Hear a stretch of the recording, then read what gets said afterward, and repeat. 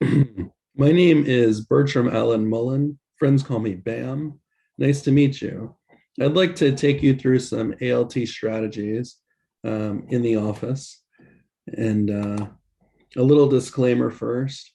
These are my opinions. I've had 6 or 7 years experience teaching in public schools and in eikaiwas in Japan. So I've taught in a bunch of cities, as you can see, in Japan, from Hokkaido to Kyushu. Haven't been to Okinawa, but I probably won't go that far as for teaching, maybe just for a vacation. Anyway, I have a lot of background in education here, and I've come up with some strategies to working with people from an entirely different culture, and hopefully I can bestow some knowledge onto you that'll help you. I don't think that everything I say is going to apply, but hopefully some of it will. And let's see. So some questions to ponder as I start. Uh, who does your company ask to do a performance evaluation on? This might be the first you're hearing about a performance evaluation for some of you. Not all of you work for a dispatch company. Not all of you work for Jet. Not all of you are direct hires. Not all of you are even ALTs. So some of you don't know that an ALT is evaluated throughout the year more than once about their job. And it's not the ALT who evaluates, just to answer these questions. So the JTs do. It's basically the ALT comes into work, assistant language teacher, and the Japanese teacher of English does this point system on them, as does the principal. Everyone in Japan is actually in a point system. And once your Japanese becomes better, you'll start to hear who's number one in everything. So it's not just you, don't feel bad. Sometimes more than one evaluation happens. Actually, it's throughout the year, like I said before. But in some cases, it's only once at the end of the year. It's just really rare. It's for more experienced teachers who have been around at the same school for a long time. If you're a first year at one school, which is the most likely situation for you, you're going to be evaluated more than once. So 3 of 4 ALT companies I worked for didn't care for my opinion at all. So if you turn around and say, well, why can't I evaluate them? Well, there's your answer. 3 out of 4 companies I've worked for didn't care about my opinion. And I'm iffy on if that fourth one even cares. Who knows if they do, if they ever cared about my opinion. It might just be kind of a fake way of smiling at you and nodding, but inside thinking, whatever, I don't care, just do your job and leave. Because that happens a lot in this career. It's impossible to please everyone at the same time. I sure can't. So if you continue down this ALT road, at some point or another, there's a high chance that some JT will complain about you in an evaluation or to your employer directly. This happens to everybody, no matter what you do.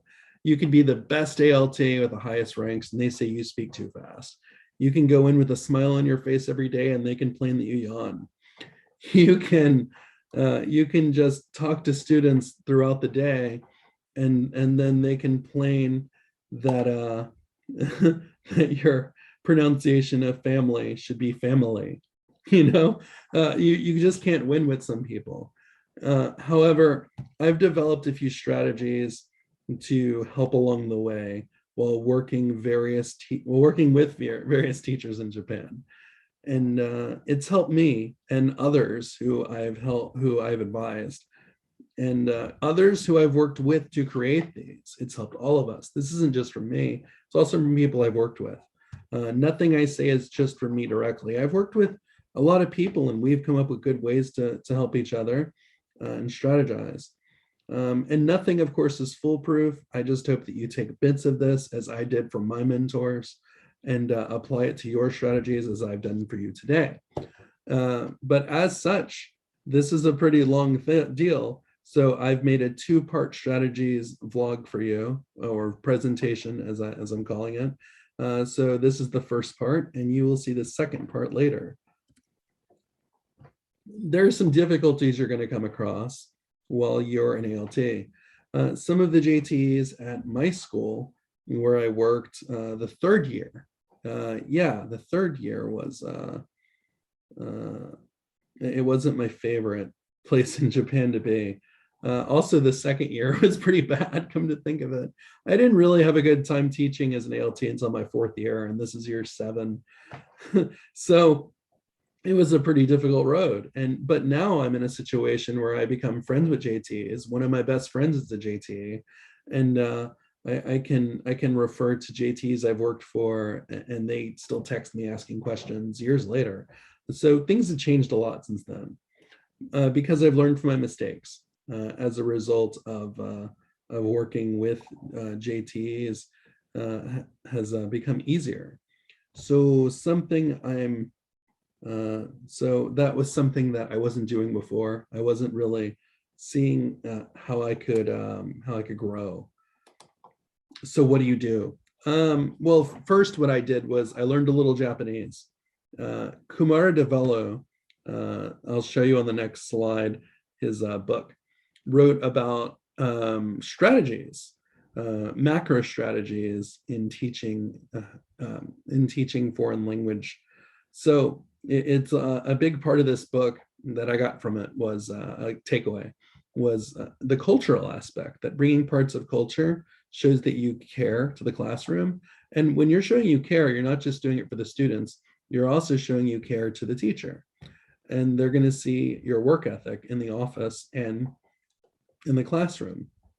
So even knowing some Japanese will show the coworkers that you care and that you believe in the culture. And for those of you who say you came here for the culture, they'll see that you're telling the truth.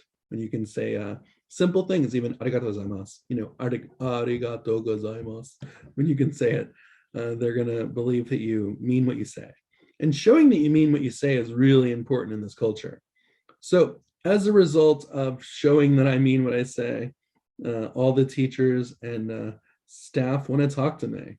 They jump at the chance to do it.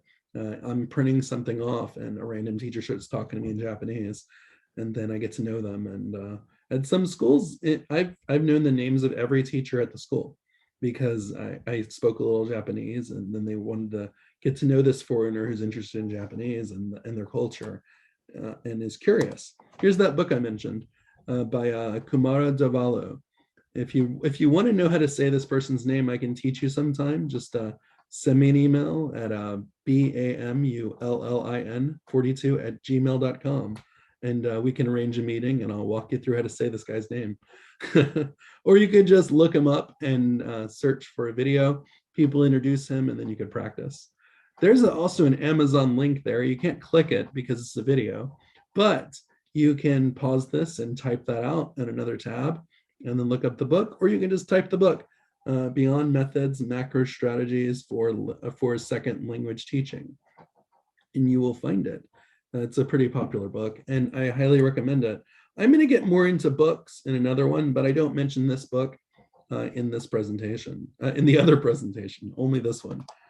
But one thing I will talk about later in another segment is Japanese that's important to know for survival Japanese.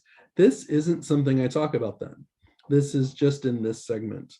So okashi is really important to know about. It's a cultural aspect. It's an important word to know too, because it means kind of present or souvenir. If you are assigned to 3 schools or fewer, a good investment is okashi. It can also mean snacks, by the way. So from an inexpensive sweet shop, you can buy these, or you can go to a station, any train station, and you can find okashi shops and bring them to the school on your first day. This isn't really a requirement for anyone. Actually, one company I worked for got upset with me because I brought okashi to a school. But in turn, I became friends with a lot of the teachers and they liked me. But they were upset with me because they went, wait a second, none of the other ALTs do that. Are you going to do that for all of the schools you're at? And I was only at 2 schools, so I go, I already did it. And they go, oh, did you hand them the okashi to the vice principal and not to everyone individually, and let the vice principal hand them out? I said, of course I did. That's what you do. That's the culture here. They're like, okay, you did that part at least right. And I'm like, well, I've never been told not to give okashi by someone. And it was kind of my business. And they went, oh, well, you think that we're going to pay you for these? And I go, no, it's out of my own money. I understand that this isn't an extra investment from you guys.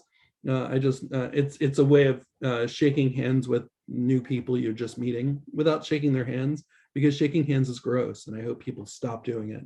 Anyway, beyond that,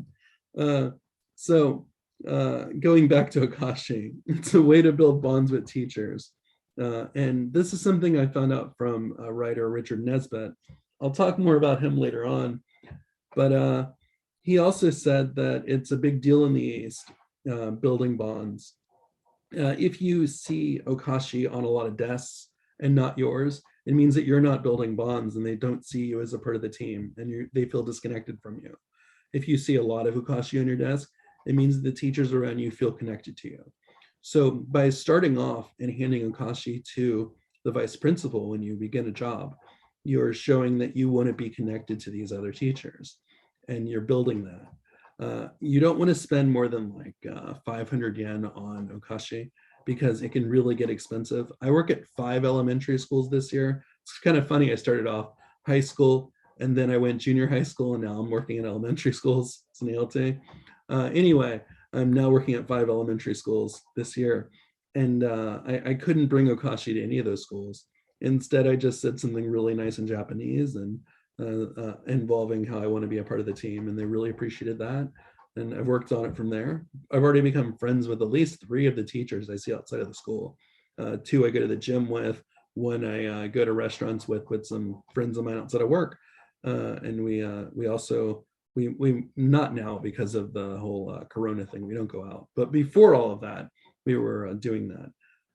Of course not. So a lot of you might. So anyway, what I mean is you're building bonds as a team player when you do this, and so 3 schools max for akashi, okay, and your company will not reimburse you. I want to emphasize that. Anything they cannot pay you for, they will not pay you for. There's another Japanese word I'm going to tell you about is uchowase. It means meeting. Having a frequent meeting can further help you build bonds. Something else to consider about that. And meetings, as Nesbitt 2003 points out, it prevents misunderstandings in Japan. Everybody is in the same room and everybody agrees that they understand. And this is why Japanese people in general might get upset with you if, say, that you were asked to do a task during a meeting and then you don't do it correctly, because they stop and pause and go, we had this meeting and we discussed it and you said I understood. Because that's when you establish all this I understand deal, and you get questions out of the way, and any misunderstandings out of the way is during those meetings. So if you turn around later and you don't do it, or you did something wrong, then there's some kind of misstep. And some teachers are aloof and you have to go find them and do these meetings. And in that case, you'd say, uchowase daijoubu desu ka? Uchowase daijoubu desu ka? And that means, is it okay to have a meeting? And these are very important to them, so keep this sentence in mind. A lot of them don't know how to say, is it okay to have a meeting in English? So, uchowase daijoubu desu ka is just good to know. So sometimes they'll make time for you by pulling out a calendar, opening it up, and writing it down. And you should too. Never have I ever seen someone angry because I had a paper and pen ready to write. They're always happy about that. And they're wondering why I don't have one if I don't have a paper and pen ready to write. And if you don't like, if you love trees like I do, find some recycled paper and use that to write. But never write on just random paper. It has to be something official, like a calendar or a notepad, because when you use just random scratch paper, the person's going to think you're going to lose it and you don't really care. So that during these meetings, you can ask about classes. And for some reason, if you don't have this pen and paper, they're going to think that you're not really listening and you don't care. Keep that in mind. So when you're talking to these other teachers and you have these meetings, you want to be writing down stuff that they say. I don't get it because for me, I can just remember it, but they just figure you can't. And maybe there are parts that you have to refer to later and that you might have forgotten. It's also good to have a little checklist to be organized and review what you wanted to do and go, did I do all the things, and go over the checklist. Never a bad thing to double check something. So write it down. Yeah, so that you remember it. Here's the book I mentioned, The Geography of Thought, How Asians and Westerners Think Differently and Why. There are two of these books, The Geography of Thought with no subtitle, and that book is totally useless for this purpose. You want to get this one with a really long title by Richard Nesbitt. And there's a link again from Amazon that you can write or just type up the name if you're interested in the book. I know that it sounds like a sweeping generalization, the title alone, but the benefit of this book is the author admits that there's a lot of generalizations and they're very honest. He actually interviewed people from all of these places. He went all over Asia. He went all over America. Not really America, more Michigan, I think. But he admits that there's a lot of generalizations. There's also helpful tools in the book that I've applied to living in Japan and that have been very effective. All right. So during the meeting, I want to confirm that the teachers that the teachers have been understood by rewording what they've said after they've said it, and listening and writing while they talk, never interrupting to add something. And it's a great way of understanding, showing that you understand the hierarchy phenomena in Japan. No matter how old you are, my age, which is 873, or if you're 21, if you're 48, if you're 38, if you're 17. Well, if you're 17, you're not going to be teaching as an ALT. But otherwise, no matter your age or experience or how long you've been in Japan, all the Japanese teacher wants to know is that you'll do what they say as an assistant. That's it. And that you'll also understand what they mean between the lines, of course, and that you'll be good with students. That's also really important. So even if you're a high school teacher and there's no Japanese English teacher helping you, it's still a good idea to meet with the teachers and confirm what they want. Because if you don't confirm what they want you to be teaching, they'll just assume you're not doing it and then complain about you. So it's better to have these meetings and write down what they say and listen. Some questions to ponder before we end the first part. A teacher once asked me if I had brothers or sisters, and because she wanted to introduce the topic to the class. And I said, I have a brother. She said, how about a sister? And I said, oh, she passed away in 2008. And the teacher replied very coldly, I see. Can you say in the class, I don't have a sister? And I didn't even pause. I just said, sure, anything you need. And I wrote it down. I don't have a sister. And I guess after work, I called my brother and I told him I had to say that for the first time since that tragedy. And but I left it at that. And I took something that I was sad about that happened at work and I took it outside of work. I didn't want to put it in work. So I left my sadness for something that had nothing to do with my job. And it was personal. And teachers don't really care about your past or your feelings. They care about the students and pleasing the Board of Education. Principals and the parents, that's what these teachers care about. Your feelings, your past, just leave it there, somewhere else. Use your own version of tatamae, which is a fake face, to hide your feelings. And it can become a strength. Plus, I had to consider that the teachers are working around 12 hours a day. Some of them don't take a day off, not even Sunday. They're working at clubs. And I try to imagine working 6 to 7 days a week with the same students every day. Sometimes not every day, but some of the students, yeah, all the time. So I don't mind when a JT is a little insensitive with me. If it's any consolation to that story, I at that specific school, I would have drinks with the teachers, the other teachers, after work sometimes, and they never invited that JTA. It had nothing to do with me. It was because they also thought that JTA was very cold and not really someone they wanted to drink with.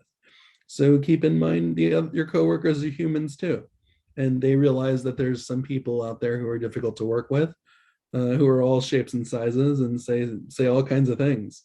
And during part two, I'll talk about how that's something that can benefit you and how to talk to them and strategies of talking to them. So I want to thank everyone who watched, and of course, ALT, Agora, and staff. May the words you heard be remembered as positive guidance for your future.